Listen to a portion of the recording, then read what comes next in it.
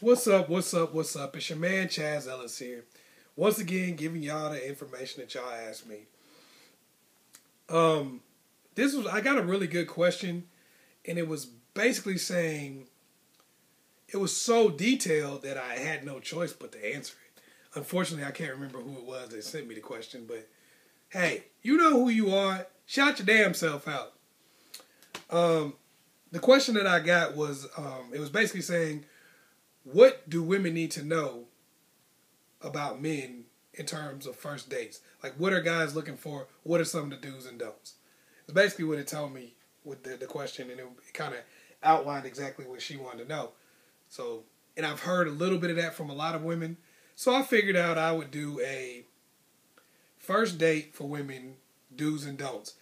Now, since then, I've gotten even more questions about what to do on dating and what to do on a first date and what to do in dates in general from women. So I think I'll probably have to do a series because there ain't no way I can fit all this shit in one video.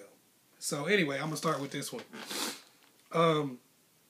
The first thing you have to do is leave the house. A first date should never be at the crib. That doesn't mean that you have to spend money on a first date. That doesn't mean that it has to be some sort of big fancy to-do type thing. No, what you have to do on a first date is go somewhere else, because otherwise you're kind of setting yourself up for trouble. If you have a date at your crib, you're basically telling the dude that you want to have sex with him. And when you don't, he's kind of like, what the? You know, you said come watch a movie. To us, come watch a movie means let's have sex. Just to let you know. Come chill at the crib. Whenever you chill with us, that means have sex. That's how we see it. So when you don't have sex with us, we like, you told us to come chill. And now you're going to act like we tripping? So you have to make sure that you go somewhere else. Number 2, dress the part. Or look the part. You have to dress to impress. That's not to say you have to wear a freaking business suit or that you have to dress slutty or any of that. It just means that if you're going out on a date, look like it. You know, don't go out on a date in a t-shirt and jeans. I don't even care if it's a t-shirt and jeans date. I don't care if y'all going to walk in the park. You don't go walk in the park with a dude with t-shirt and jeans on. Because what you're telling that person is this date doesn't really mean anything to you. Or what you're also telling this person is that you really can't get cleaned up. For some reason, you can't put yourself together any better than you did. Only thing we can go on is what's in front of us. So if you're not dressed to impress, if you're not looking the part, then basically you're telling us that you can't look the part. So that's what the guy sees and that's what he believes. Number 3, fix your face. Now what that means is, when I was a kid, I would get in trouble. My mom might spank me, and then you had to go back outside. You know, after you get a whooping, you had to leave. Like, say you showing out in a store, and then your mom give you a whooping in the bathroom, and then before you get out, my mom would be like, "Fix your face." That means take whatever happened in this bathroom and leave it in this bathroom, and don't come out here and show these people that I whooped your butt. That's what you got to do on a date. A lot of times, women will have problems at home. They'll have problems with people around them, friends of theirs, something like that. The kids might have broke some stuff, whatever the case may be. You might have these problems, and then next thing you know, you take them out on a date with you. You out on a date showing out, acting like you mad at everybody, you know, and expecting this dude that doesn't even know you to figure out that you're just having a bad day rather than the fact that you're just a bitch.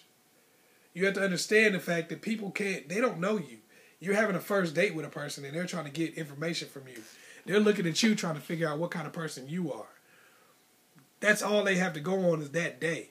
So you need to fix your face before you go out on that date. It's better not to even go if you're going to have a bad attitude when you get there. Because this is your first and last chance to make a first impression. So make sure you fix your face before you go out. Number 4. And this is a question that she asked me, like some of the subjects to stay away from in a date. Keep it light. Stay away from subjects that piss you off. Okay, for instance, they always say stay away from religion and politics. But for some people, religion and politics don't piss them off. For some people, if you talk about the Yankees, they get pissed off. If you know that when you talk about a certain topic, it makes you mad, then don't talk about that particular topic. Skip over it. You want to keep it light.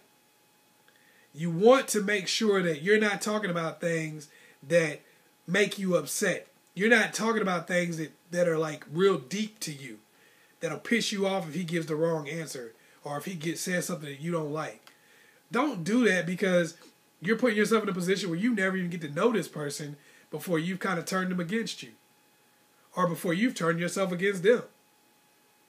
So chill with that. If there's a topic that you know that kind of messes with you a little bit, skip over it and lead the conversation to something that you're more comfortable with. That's not going to piss you off. It's not going to have you out there going, oh, yeah, I can't believe you didn't vote for Obama. Fuck you then. If you know that pisses you off, why even talk about it? I can't believe that you don't support the marriage of rabbits to monkeys. You son of a bitch. You bigot. You know, it's not really... Don't piss people off and don't put yourself in a position where you're going to get pissed off. Stay away from stuff like that. Number 5. Focus on the present. Don't spend too much time talking about the past, and don't spend too much time talking about the future. Stay in the moment. Because what a lot of people do is they start asking these questions like, what do you have planned for me in the future? It's a first date. I don't have anything planned for you. I don't even know you. That would be crazy if I had plans for you for the future. I don't even know you. I may never talk to you again after this date. We may become the greatest of friends. We may become married. Anything can happen. I don't know. So don't focus so much on the future in a date, and then don't focus on the past. Don't get into a whole thing about what your ex did to you and how bad he was, and don't start asking him all about his former relationships. That's not first date stuff. Leave that alone, because that's stuff that you do that disqualifies you or disqualifies him. And you could be disqualifying somebody or letting them disqualify you when y'all don't even really know each other enough to know whether or not that stuff would be a big deal. Don't do that. When you start talking about the future, really all you're doing is scaring guys off. Because they're like, damn, you trying to plan a future with me? I don't even know you. You seem kind of desperate. You know, it makes us feel like if you're trying to plan your future with us, then you don't have a future plan for yourself. Because you don't know us, so it seems like you're just trying to pick any guy and plug him into the future that you're trying to come up with. It ain't really got anything to do with us. And we ain't a part of the planet. So you don't want to do that. You want to make sure that you focus on the present. Focus on talking about things that are happening now. What you're doing in your life now, things like that. You know, what he's doing in his life. You know, that kind of stuff. Number 6. Show interest, but don't interrogate him. A lot of times women will ask you questions. They'll ask a guy questions about his life, but they won't really be like questions that show interest in the person. They're like, so, you got any other girls you talking to? So, you hanging out with anybody else? So, do you have a job? So, do you live with your mama? Do you have kids? Now, when you start asking a person questions in that way, it doesn't tell that person that you're interested in them. It tells that person that you're paranoid and that you're crazy. Don't come off as being crazy. Just ask normal questions. A lot of times when you just ask somebody a normal question, they'll give you all the information that you wanted. Like you say, oh, so what do you do for a living? Well, if he's telling you what he does for a living, he's telling you whether or not he has a job. Oh, okay. So where do you stay? Do you stay around this area, or are you? A lot of times a person will tell you where they stay and who they stay with, or if they don't stay with anybody. They'll tell you that information just because you asked a simple question. But whenever you start trying to interrogate somebody, they generally become defensive. Or they generally become a little bit paranoid. Because now they're thinking, what the hell is this person asking me all these questions for? Was it some kind of crazy person or something like that? They trying to stalk me? Or what's the deal? So just ask normal questions and have a conversation with a person. You'd be surprised. You get a lot more information like that. Because usually if you say some stuff like, you talking to anybody else right now? He's going to say no. clearly, he's going to lie to you because now he knows for a fact that he should lie. Because the way you ask the question. A lot of times you're like, oh, so what do you normally do for fun? And if a person is telling you, oh, well, for fun, I normally go to the movies, they probably go to the movies with somebody. Maybe not, but they probably do. If they're telling you, like, you can sometimes gather from their hobbies and things like that what they're doing or if they're talking to somebody else. So those are things you want to look at. And I'm going to go back over a lot of stuff right now. I'm going to go back over everything. Because there's 6 things that you got to pay attention to. So you want to leave the house. Don't stay at the crib and try to have a damn date.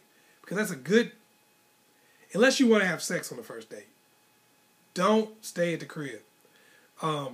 You got to look the part. That was number 2, look the part. Make sure you're not dressed in an old bummy house coat or some stuff like that with rollers in your hair, trying to get a date, trying to be in a relationship with somebody. Don't nobody want that. Fix your face. Those are your problems. Those are not his problems. He doesn't know you well enough to really want to talk about your damn problems.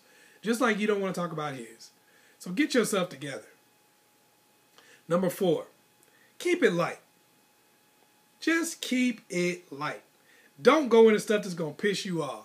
Don't talk about taxes if you don't want to talk about taxes because you get mad. Don't talk about your religious beliefs if you mad if anybody ain't what you are. Don't talk about that crap. Number 5, focus on the present. Nobody wants to talk about whether or not you want to get married 2 years from now and have 5 kids. Nobody wants to hear that bullshit. Nobody wants to talk about the fact that your ex cheated on you with your sister and stole your car. Who cares? Those are your problems. Stop talking about stupid stuff that happened in the past and stop trying to make long-range plans with somebody you just met. Number 6, show interest and don't interrogate. You don't work for the FBI. You're not a cop. You can get his first and last name and Google him if you so choose to.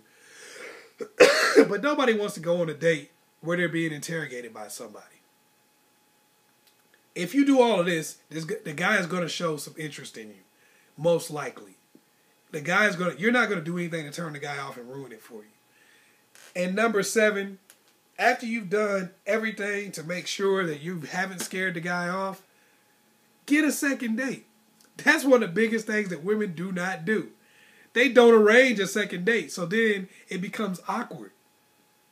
I'm not saying you have to ask him on a second date.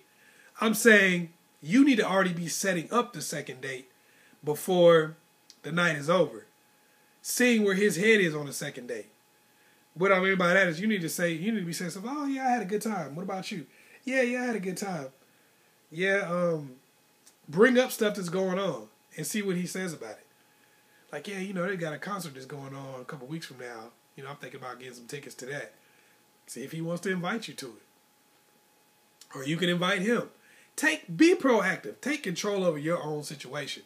If you want to go on a second date with a person, you can make that happen. It's 2013, not 1913. You have power over your own situation. So those are the first things I'm going to tell people about the do's and don'ts on a first date. Like I said, we're going to probably just do this a women's dating series. Y'all leave comments in the box below if y'all like more information and y'all want a women's dating series. Let me know. All right, y'all can leave messages in the box for more questions that y'all want to ask. It's your man, Chaz Ellis. Please hit me up on my Facebook like page, Ask Chaz Ellis on Facebook. Peace.